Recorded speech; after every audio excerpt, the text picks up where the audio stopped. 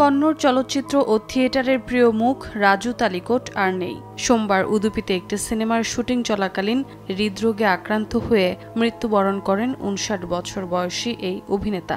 জানা গেছে, দীর্ঘদিন ধরেই তিনি হৃদরোগে ভুগছিলেন। আগেও অসুস্থ হয়েছেন রাজু, কিন্তু এইবার আর বাঁচানো যায়নি। রাজু তালিকোটের আসল নাম রাজেশব মখদুমসাব ইয়াকাঞ্চি। শ্রী গুরু খাসগটেশ্বর নাট্য সংঘ দিয়েই ছোটবেলায় অভিনয় যাত্রা শুরু তার। মা বাবার মৃত্যুর পর পড়াশোনা থেমে গেলেও তিনি থিয়েটার থেকে এক মুহূর্ত বিচ্ছিন্ন হননি।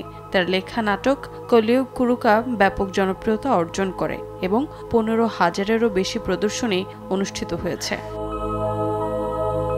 চলচ্চিত্রে রাজু তালিকোটের হেন্দাথি আন্দারে হেন্দাথি দিয়ে পর্দায় অভিষেক। এরপর একে একে মানসারে, পঞ্চরঙ্গী, লাইফু ইস্তেনের সহ বহু সিনেমায় দাপুটে অভিনেতার প্রমাণ রাখেন তিনি।